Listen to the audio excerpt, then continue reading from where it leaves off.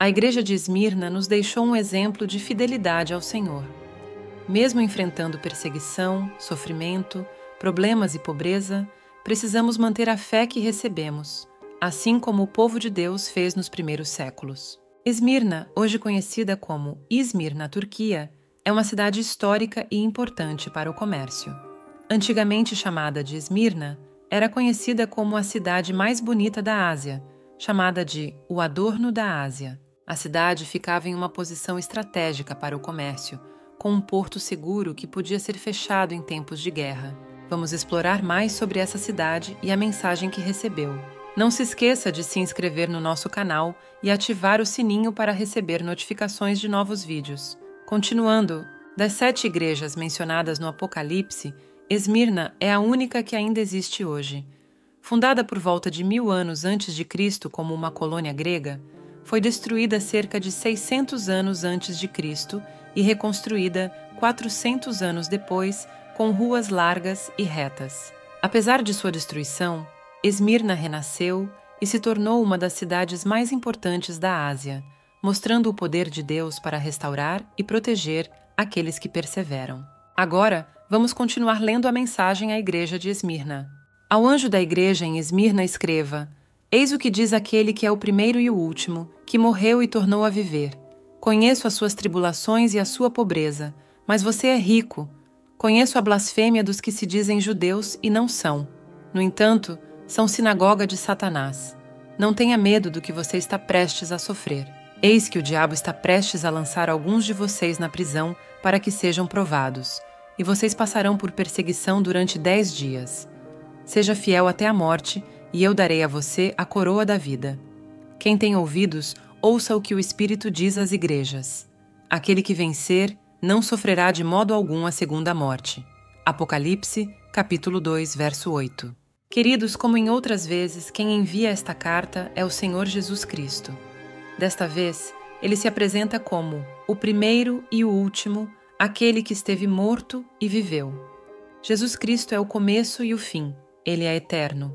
A Bíblia nos lembra: Jesus Cristo é o mesmo ontem, hoje e para sempre. Ele venceu a morte e é a ressurreição e a vida. Então podemos confiar nele totalmente.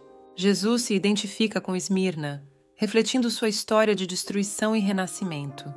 Ele nos lembra que Deus pode restaurar e proteger aqueles que permanecem firmes. Vamos continuar lendo a mensagem à igreja de Esmirna.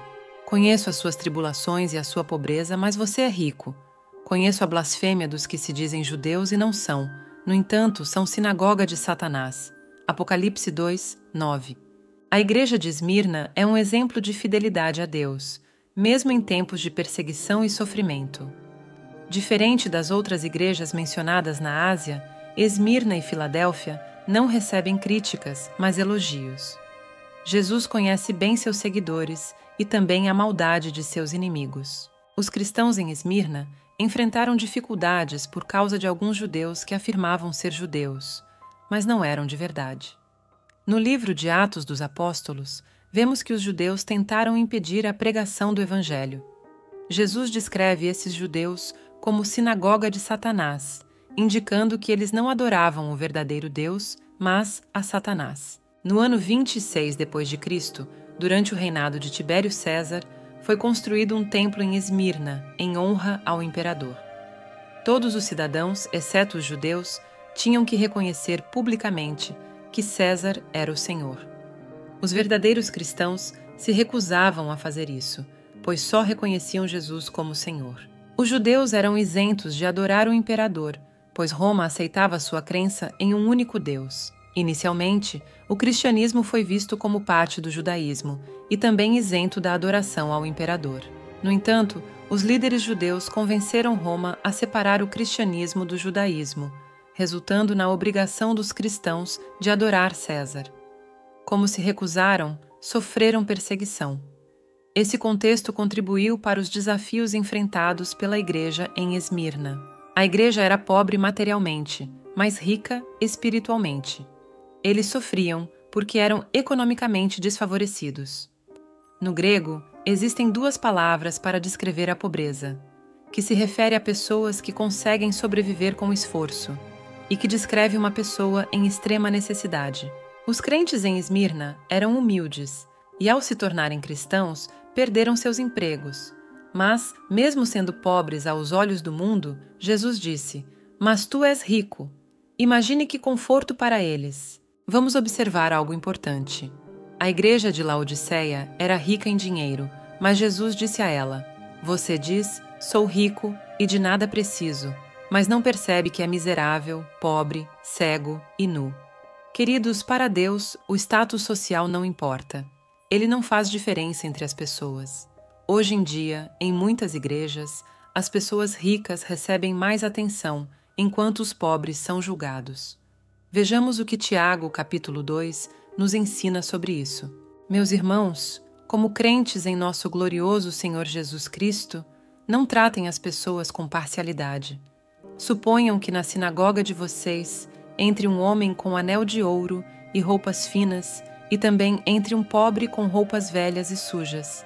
Se vocês derem atenção especial ao homem que está vestido com roupas finas e disserem: "Aqui está um lugar apropriado para o Senhor", mas disserem ao pobre: "Você fique em pé ali", ou "Sente-se no chão, junto ao estrado onde ponho os meus pés", não farão distinção entre vocês, julgando com más intenções?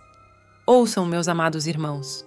Acaso Deus não escolheu os que são pobres aos olhos do mundo para que sejam ricos na fé e herdem o reino que ele prometeu aos que o amam? Mas vocês desprezam o pobre. Os cristãos em Esmirna eram pobres em dinheiro, mas ricos diante de Deus. Muito diferente da igreja de Laodiceia, que era rica materialmente, mas pobre diante de Deus. Devemos refletir sobre como estamos espiritualmente diante de Deus.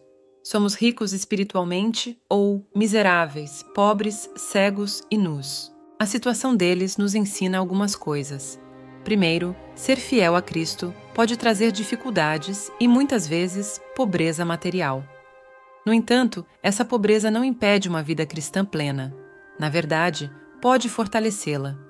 Muitas vezes, a riqueza material pode ser um obstáculo na vida espiritual, como foi com a igreja de Laodiceia. O pensamento anterior deve nos fazer perceber o quanto o cristianismo se afastou dessa norma.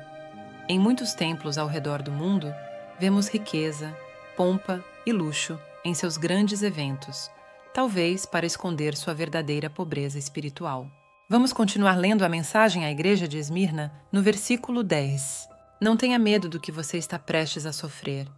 Eis que o diabo está prestes a lançar alguns de vocês na prisão para que sejam provados, e vocês passarão por perseguição durante 10 dias. Seja fiel até a morte, e eu darei a você a coroa da vida. Jesus avisou que as provas para esta igreja não iriam diminuir, mas piorar. Um exemplo de mártir de Esmirna é Policarpo, discípulo do apóstolo João. Ele conheceu o evangelho jovem e dedicou sua vida a pastorear a igreja de Esmirna por muitos anos. Policarpo era amado por todos, não só por sua idade, mas também pela piedade e espírito cristão em sua vida. No ano 167 depois de Cristo, a perseguição contra as igrejas em Esmirna ficou violenta e Policarpo foi capturado. Diante de seus perseguidores, Policarpo disse: "Faça-se a vontade de Deus." Quando foi levado ao procônsul, este disse: "Jure e amaldiçoe a Cristo, e eu te liberto." Policarpo respondeu: 86 anos o tenho servido, e ele só me fez bem. Como posso amaldiçoar meu Senhor e Salvador? Ele foi condenado à morte por queimadura. Amarrado à estaca, as chamas não o tocaram. Então, um soldado o perfurou com a espada, e seu sangue apagou o fogo. Assim, Policarpo sofreu o martírio como bispo de Esmirna. Jesus avisou a igreja de Esmirna que a perseguição continuaria por 10 dias. Alguns estudiosos acreditam que esses 10 dias são literalmente 10 dias de tribulação. Outros acreditam que representam 10 períodos de perseguição na história da igreja sob 10 imperadores tiranos, excluindo Nero, que reinou antes de João escrever o Apocalipse. No entanto, seja qual for o caso, a tribulação ia aumentar ainda mais em Esmirna, pois Satanás ia lançar alguns deles na prisão. Talvez isso fosse porque alguns membros da comunidade judaica estivessem colaborando com as autoridades locais para acabar com os cristãos. Pode ser, mas não podemos afirmar com certeza. Existem duas questões claras sobre as quais devemos refletir. Primeiro, vemos que o Senhor não esconde o custo que o serviço a Deus pode ter em um mundo sob a influência de Satanás. Devemos lembrar disso hoje, quando muitos pregadores falam apenas de prosperidade e triunfo, negando o sofrimento do povo de Deus. Segundo, é interessante notar que à igreja em Filadélfia, Deus promete o contrário.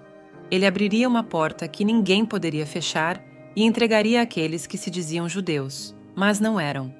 Isso nos faz pensar por que Deus agia de maneira diferente com essas duas igrejas. A história da igreja mostra essas diferenças muitas vezes e ainda hoje podemos vê-las. A questão é que nem todos têm o mesmo tratamento de Deus, que conhece bem seus filhos e suas necessidades. Agora vemos que Jesus Cristo dá uma promessa ao vencedor com uma grande recompensa. Não temas o que você vai sofrer. Seja fiel até a morte, e eu lhe darei a coroa da vida. Nessas palavras de consolo de Cristo para a sua igreja em Esmirna, há vários pontos importantes sobre os quais devemos pensar. A primeira, como vencer o medo. O Senhor avisa de antemão à igreja o que ela vai sofrer, mas a anima dizendo: não temas. Como podemos vencer o medo do sofrimento? Existem várias coisas que podem ajudar. Deus define de antemão o limite das provas. Vocês terão tribulação por 10 dias. Com isso, vemos que o Senhor sempre está no controle de tudo o que pode nos acontecer. Satanás não pode fazer o que quiser. Por exemplo, ele teve que pedir permissão ao Senhor para tentar Pedro. Jesus disse: Simão, Simão, Satanás pediu para peneirar vocês como trigo. O sofrimento é o caminho para a glória. O apóstolo Paulo explicou claramente em sua carta aos Romanos: eu considero que os nossos sofrimentos atuais não podem ser comparados com a glória que será revelada em nós. Seja fiel até a morte. A cidade de Esmirna era conhecida por sua lealdade ao imperador romano, e da mesma forma, a igreja de Esmirna precisava ser fiel ao Senhor Jesus. Isso, apesar dos intensos sofrimentos e perdas que poderiam enfrentar. Ser fiel até a morte, no contexto desta carta, significa estar disposto a sofrer por causa da fé, mas também significa viver de maneira fiel ao Senhor em todas as áreas da vida até o dia em que Ele nos levará para a sua glória eterna. Jesus promete dar a coroa da vida aos fiéis. Esmirna era famosa por suas competições atléticas, onde os vencedores recebiam uma coroa de flores, que murchava rapidamente. Porém, a coroa que o Senhor dará aos seus filhos é eterna. O apóstolo Paulo fala sobre essa coroa imortal em 1 Coríntios 9, 24. Vocês não sabem que de todos os que correm em uma competição, apenas um ganha o prêmio? Corram de tal modo que alcancem o prêmio. Todos os que competem nos jogos se submetem a um treinamento rigoroso para obter uma coroa que logo perece, mas nós o fazemos para ganhar uma coroa imperecível. Sendo assim, não corro como quem corre sem alvo, e não luto como quem esmurra o ar. Contudo, esmurro o meu corpo e faço dele meu escravo, para que, depois de ter pregado aos outros, eu mesmo não venha a ser desqualificado. Queridos, ao analisar este versículo, vemos que se lutarmos até o fim e vencermos, nos será dada uma coroa incorruptível. Mas devemos lembrar que, para que o Senhor pudesse nos dar essa coroa da vida, Ele teve que usar uma coroa de espinhos e morrer por nós na cruz. Por isso, devemos correr a corrida com determinação e lutar com propósito, assim como Paulo disse. A igreja de Esmirna é uma grande inspiração para nós. Não importa o que estejamos passando, devemos continuar lutando, esforçando-nos e crendo em nosso Deus. Quando chegarmos à linha de chegada, Ele nos concederá a vida eterna, que é melhor do que todas as riquezas materiais deste mundo. Se você gostou desse vídeo, não esqueça de deixar o seu like e se inscrever no canal. Deus te abençoe!